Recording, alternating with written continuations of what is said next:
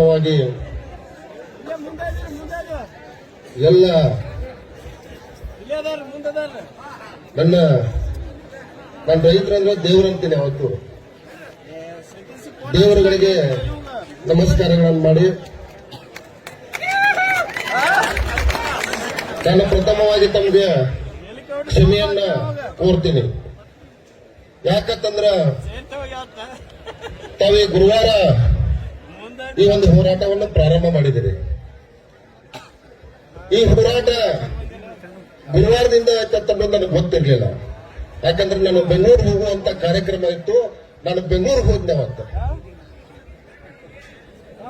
ನೇರವಾಗಿ ಇವತ್ತು ನಾನು 11:15 ಟ್ರೈನ್ ಬಂತು.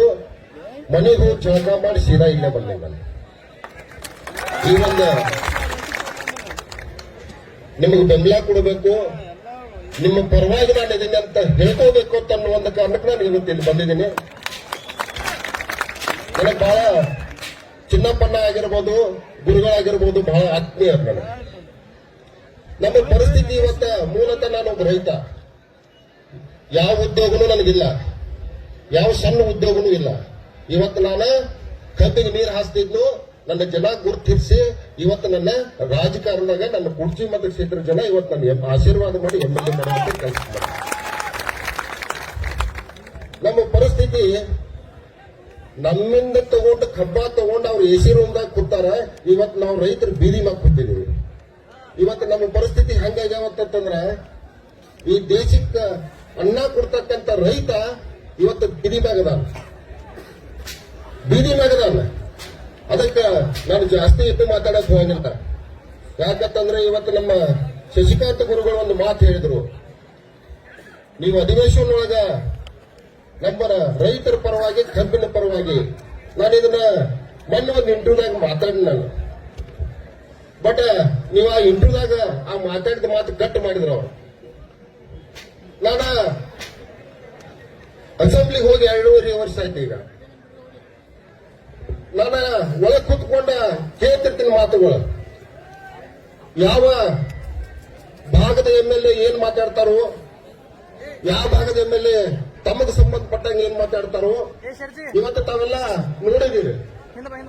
ಇವತ್ತು ಹಾಸನ ಸೈಡ್ MLAಗಳ ತಮಗ ಅಡಿಕೆಗೆ ಸಂಬಂಧಪಟ್ಟಂಗೆ ಏನಾರ ಬತ್ತಂದ್ರ ಅವರ ಪಕ್ಷಾತೀತವಾಗಿನ ಎಲ್ಲರೂ ಎದ್ದು ನಿಂತ್ಕೋತಾರ.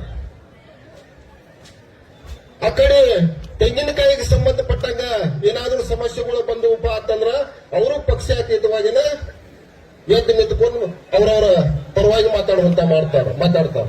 ಆದ್ರೆ ಈ ಕಡೆ ಭಾಗ ನಮ್ಮ ಉತ್ತರ ಕರ್ನಾಟಕ ಭಾಗದಾಗ ಆ ಪ್ರಯತ್ನಗಳ ನಾನು 2.5 ವರ್ಷದಾಗ ನೋಡಾಕ ನನಗೆ ಸಿಗ್ಲಿಲ್ಲ. ಯಾಕೆ ಸಿಗ್ಲಿಲ್ಲಪ್ಪ ಅಂತಂದ್ರ ಇವತ್ತು ತಮಗೆಲ್ಲ ಸತ್ಯ, ಅದು ಸತ್ಯದ ನಿಮ್ಗೆ ಗೊತ್ತೈತಿ. ಏನ್ ಸತ್ಯ ಐತಪ್ಪ ಅಂತಂದ್ರ ಯಾರು ರಾಜಕಾರಣಿಗಳದಾರಲ್ಲ ಅವರ ಮಾಲೀಕರದ. ಅದಕ್ಕೆ ನಾನು ಜಾಸ್ತಿ ಏನು ಮಾತಾಡಂಗಿಲ್ಲ. ನಾನು ಇವತ್ತ ಸುಮ್ಮನೆ ಒಂದು ರಿಕ್ವೆಸ್ಟ್, ನೀವು ಇವತ್ತು ಮುಗಿಸ್ಕೋತಿರೋ, ನಾಳೆ ಮುಗಿಸ್ಕೋತಿರೋ, ನಾಡ್ದು ಮುಗಿಸ್ಕೋತಿರೋ, ನನ್ನ ಪರವಾಗಿ ನಿಮಗ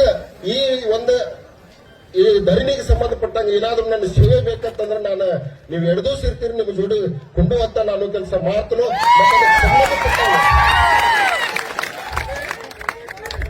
ಅದಕ್ಕೆ ಸಂಬಂಧಪಡುವಂತ ಏನಾದ್ರೂ ನನಗೆ ನಿಮ್ಗೆ ಸೇವೆ ಮಾಡುವಂತ ಅವಕಾಶ ಸಿಕ್ಕರೂ ನೀವು ನನ್ನ ಕೇಳ್ರಿ. ನಾನು ಏನೂ ಇಲ್ಲದೆ ನನಗೆ ಮನಸ್ಸು ಬಹಳ ಹಸನದಿಂದ ನಿಮ್ಗೆ ಸಹಾಯ ಮಾಡುವಂತ ಕೆಲಸ ಮಾಡ್ತನೋ. ನಿಮ್ಗ ಏನ್ ಬೇಕಾಗಿರ್ಬೋದು, ನಾ ಇದೇ ಅಂತ ಹೇಳಿದ್ರೆ ನೀವು ಏನೇ ಕೇಳಿದ್ರು ನಾನು ಕೊಡುವಂತ ಪ್ರಾಮಾಣಿಕ ಪ್ರಯತ್ನ ಮಾಡ್ತನೋ. ಆ ದೇವರು ನಿಮ್ಗ ಎಲ್ರಿಗೂ ಒಳ್ಳೇದು ಮಾಡ್ಲಿ ಅಂತ ಹೇಳಿ ಕೇಳ್ಕೊಂಡೆ ನಾನು 1-2 ಮಾತು ಮುಗಿಸ್ತೀನಿ. ನಮಸ್ಕಾರ.